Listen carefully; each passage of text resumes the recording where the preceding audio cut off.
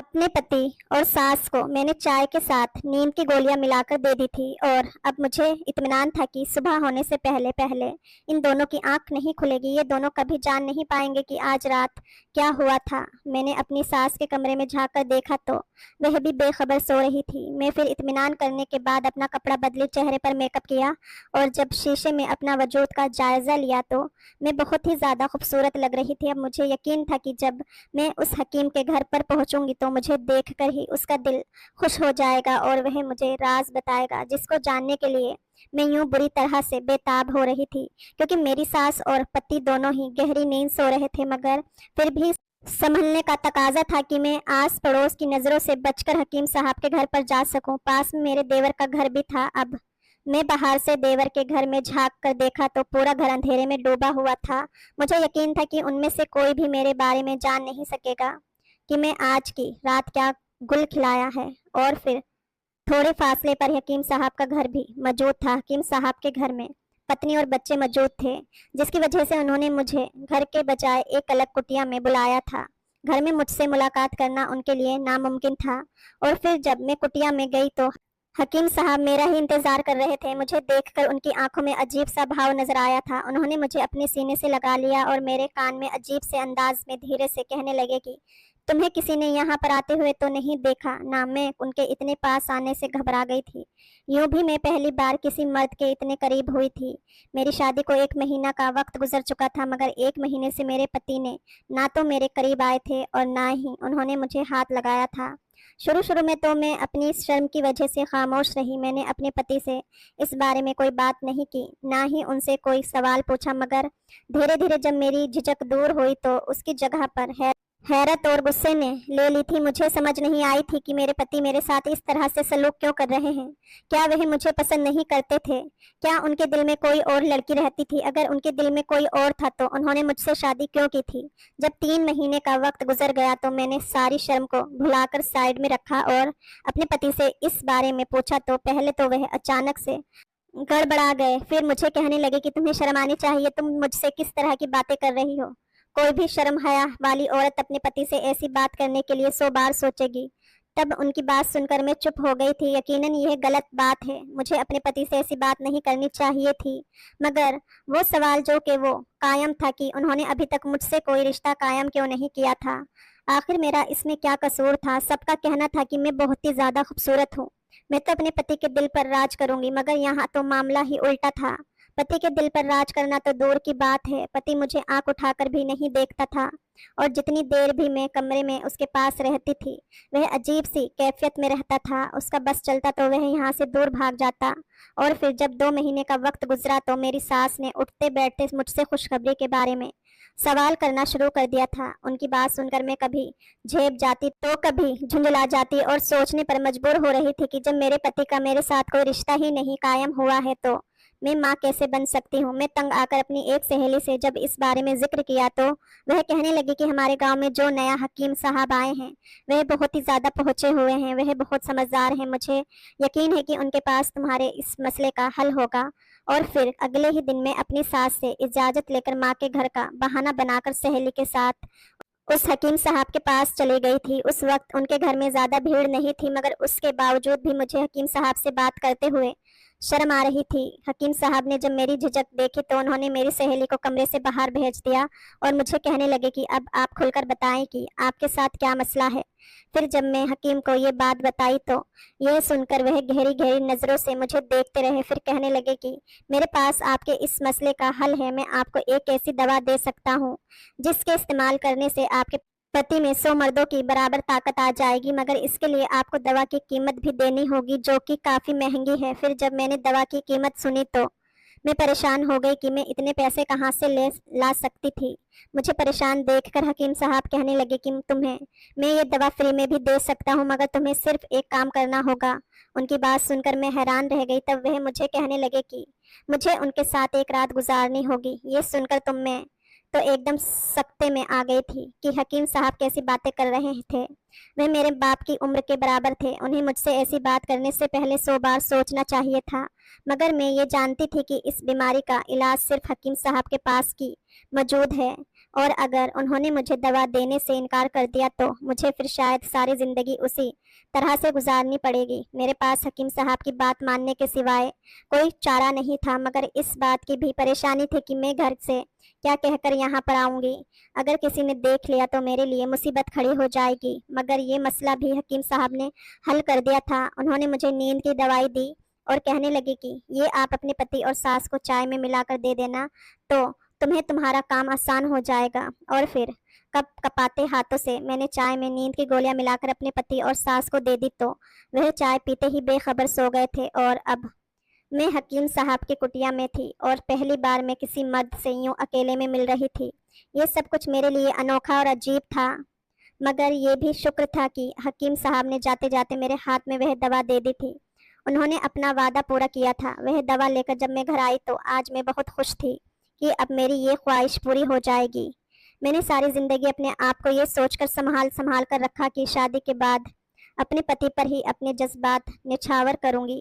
मैं अपने पति की अमानत हूँ और मुझे खयानत नहीं करनी चाहिए। मगर अब जो कुछ मेरे साथ हो रहा था वह मेरे लिए किसी धक्के से कम नहीं था।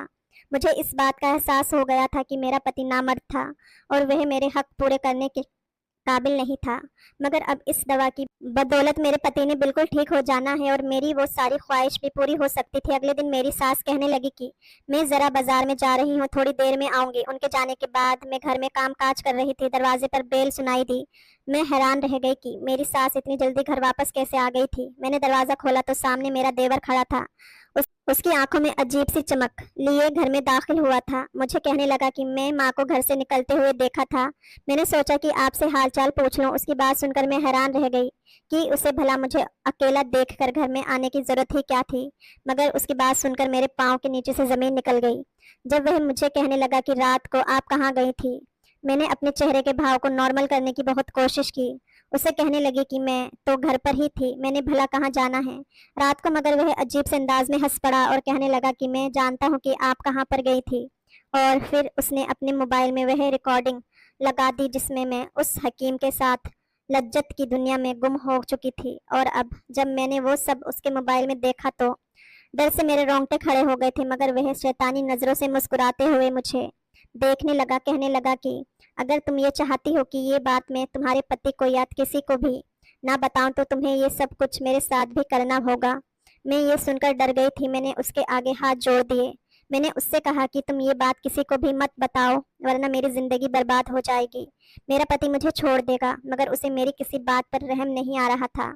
वह मुझे कहने लगा कि जो भी है तुम्हें मुझे भी खुश करना होगा वरना मैं ये बात सबको बता दूंगा। मुझे उस पर इस बात पर हैरत हो रही थी कि वह तो मेरे पति का भाई था, मैं उसके खानदान की इज्जत थी।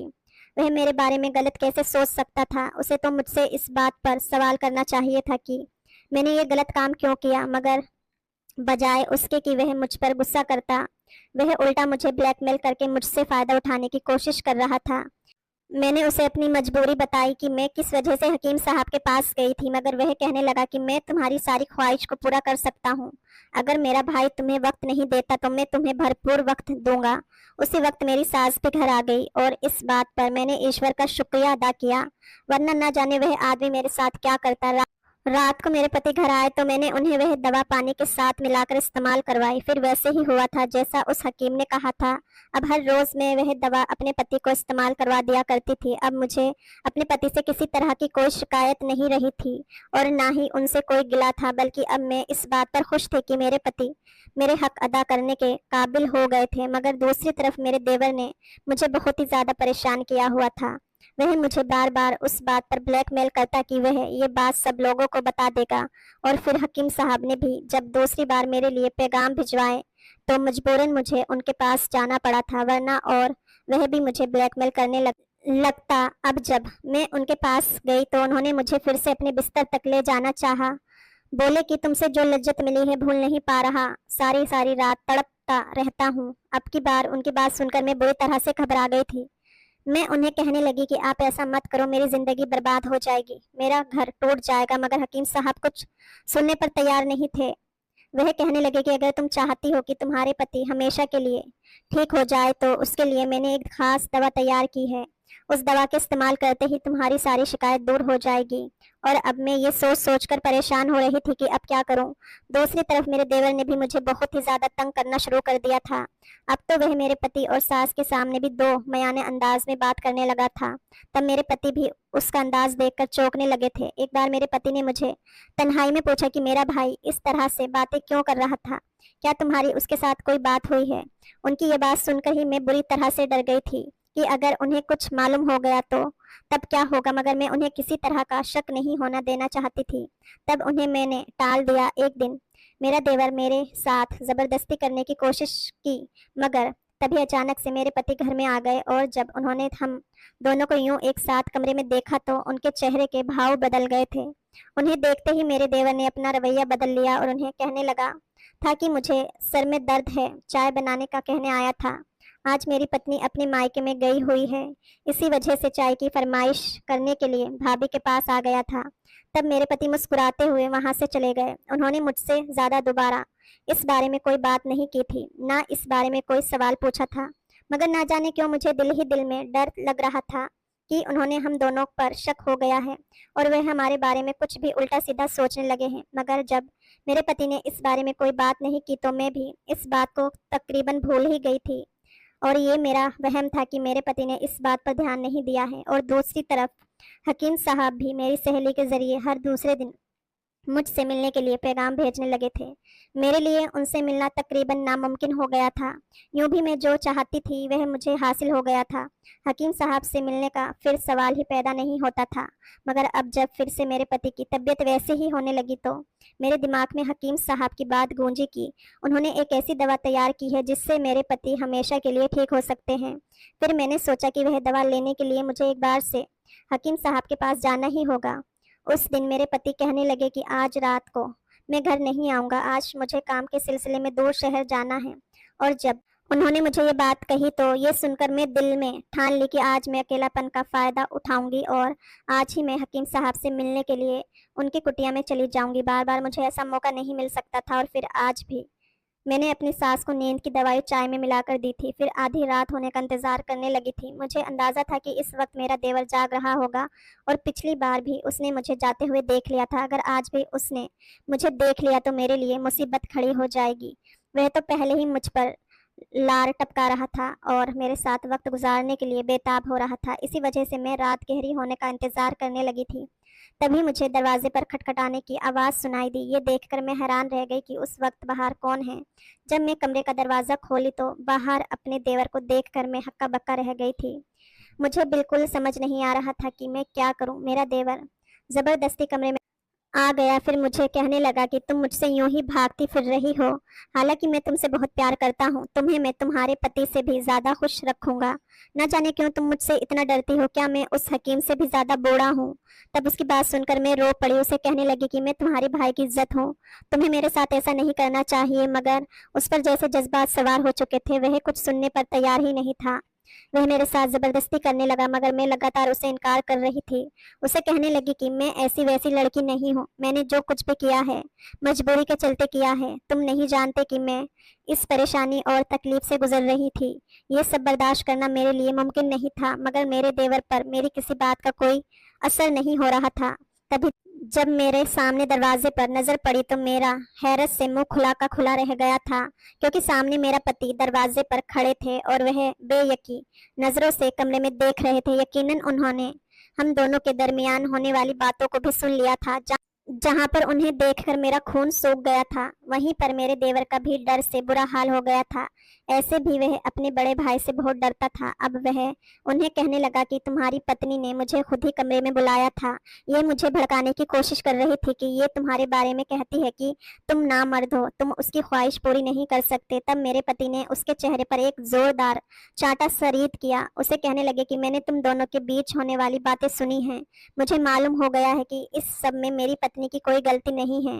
तुम उसके साथ जबरदस्ती करने की कोशिश कर रहे थे। मगर अपने पति की बात सुनकर मुझे बेपनाह खुशी का एहसास हुआ था कि उन्होंने मुझ पर यकीन कर लिया था, वरना अगर वह अपने भाई की बातों में आकर मुझ पर शक करते, मुझे घर से निकाल देते तो तब मेरा क्या होता, मेरा क्या फ्यूचर होता। माँ पापा के घर में तो भाई और भाभीियों का ही राज था और वह तो मुझे थोड़ी देर वहां पर बर्दाश्त नहीं कर सकती थी, मगर अगला लम्हा बहुत ही हैरान करने वाला था। मेरा देवर मुझे गलत साबित करने के लिए मेरी और हकीम साहब की वीडियो निकालकर मेरे पति को दिखाने लगा। जैसे जैसे मेरे पति वीडियो देख रहे थे, उनके चेहरे के रंग बदलते जा रहे थे, उनकी आंखों में खून उतर आया था। वह गुस्से में मेरी तरफ बढ़े और तभी मैं उनके पैरों में गिर गई। उन्हें कहने लगी कि ये सब मैंने मजबूरी के चलते किया है। आप अगर मेरे हक अदा करते, आप अगर अपना इलाज करवाने की कोशिश करते तो मैं ऐसा कभी ना करती। मेरा ये कहना ही था कि मुझे मारने के लिए उनके बढ़ते हुए हाथ वहीं पर रुक गए थे और वह गुमसुम से हो गए। तभी उन्होंने मेरे देवर को भी घर से निकाल दिया और फिर मुझसे कोई बात किए बगैर वह कमरे से बाहर निकल कर चले गए थे। अगले दिन जब मैं उठी तो मेरे पति घर पर मौजूद नहीं थे। वह नाश्ता किए बगैर ऑफिस में चले गए थे और मुझे मालूम हो था कि मेरी सास इन सब बातों से बेखबर थी। शाम तक मैं अंगारों पर चलती रही थी। मुझे ऐसी बात का डर था कि अगर मेरे पति ने मुझे घर से निकाल दिया तो तब मैं कहाँ जाऊंगी। फिर जब शाम को वह घर आए तो वह मुझसे अभी भी नाराज थे। उन्होंने अभी भी खाना खाने से मना कर दिया था और कमरे में जाकर गुमसुम से हो गए थे। मैं उनके सामने जाकर बैठ गई, उनके सामने रोते हुए हाथ जोड़कर कहने लगी कि जो कुछ भी हो चुका है मुझे माफ कर दो। मैंने जानबूझकर आपको धोखा नहीं दिया। ये सब कुछ जो भी मैंने किया है मजबूरी के आलम में किया है और आपके भाई ने इस बात पर मुझे ब्लैकमेल करने की बहुत कोशिश की, मगर मैंने कभी भी उसके साथ ताल्लुक बनाने के बारे में नहीं सोचा और ना ही मैं ऐसा कभी सोच सकती हूँ। मैं तो मर के भी ये सब नहीं कर सकती। ये कहकर मैं फूट फूट कर रो पड़ी थी। वह कहने लगे कि मुझे तुमसे कोई शिकायत नहीं है, मुझे तो खुद पर गुस्सा आ रहा है कि मैंने तुम्हारे जज्बात को समझने की कोशिश क्यों नहीं की। मुझे समझना चाहिए था कि जो औरत मेरी शादी में है उसके भी जज्बात होंगे, उसके भी कुछ एहसास होंगे, मगर मैं अपने एहसास कम तरीकी वजह से तुम्हारे जायज़ हक भी अदा करने से रह गया और अपनी बदनामी के डर से मैंने इलाज करवाने की भी कोशिश नहीं की थी। मगर मैं क्या जानता था कि मेरी ये गलती मेरे लिए कितनी बड़ी मुसीबत बन जाएगी। मैं अपनी नज़रों में गिर जाऊंगा। मुझे तुमसे कोई शिकायत नहीं है और ना ही मैं तुम्हें इस घर से निकाल रहा हूँ। तब मुझे अपने पति की बहुत ही अच्छे दिल के होने का शिद्दत से एहसास हुआ था और फिर मेरे पति ने न सिर्फ अपने भाई को मेरे हवाले से खबरदार कर दिया था, बल्कि अपनी माँ को भी इस बारे में खबर नहीं होने दी थी कि उस रात क्या हुआ था और मेरी सास सारी हकीकत से बेखबर थी। मेरा देवर भी अब शर्मिंदा शर्मिंदा सा नज़र चुराए फिरता था। उसके बाद मेरे पति ने शहर के एक डॉक्टर से अपना इलाज करवाया तो वह बिल्कुल सेहतमंद हो गए थे। फिर वह मुझे और अपनी माँ को लेकर शहर में जाकर शिफ्ट हो गए। यहाँ पर आकर हम लोगों ने नए सिरे से अपनी ज़िंदगी का आगाज़ किया था। शहर में आकर मुकम्मल तौर पर इलाज करवाने से मेरे पति अब इस काबिल हो गए थे कि ना सिर्फ वो मेरा हक अदा करते थे, बल्कि कुछ टाइम के बाद ईश्वर ने मुझ पर करम भी कर दिया था, मुझे एक बेटे से नवाज दिया था। मेरे तो जैसे खुशी से ज़मीन पर पैर ही नहीं लग रहे थे। मेरा अपना देवर के घर आना जाना ना जाने के बराबर था। बहुत ही कम किसी खास मौके पर ही मैं वहां पर जाती थी। एक दो बार मेरी सास ने मुझे साथ चलने को कहा तो मेरे पति ने साफ इनकार कर दिया और कहने लगे कि मेरी पत्नी का वहां पर कोई काम नहीं है। मेरी सास ये सब सुनकर हैरान रह गई थी। वह नहीं जानती थी कि हम दोनों के दरमियान क्या बात हुई थी और मेरे पति अब ऐसे क्यों पेश आने लगे थे, मगर हालात को देखते हुए वह भी खामोश हो गई थी। और फिर एक दिन मैंने सुना कि मेरे देवर को ईश्वर ने बेटी की नेमत से नवाजा था। उसके अगले दिन मेरा देवर मेरे सामने हाथ जोड़कर खड़ा था। वह मुझे कहने लगा कि मैंने आपके साथ जो भी किया मुझे माफ़ कर दो।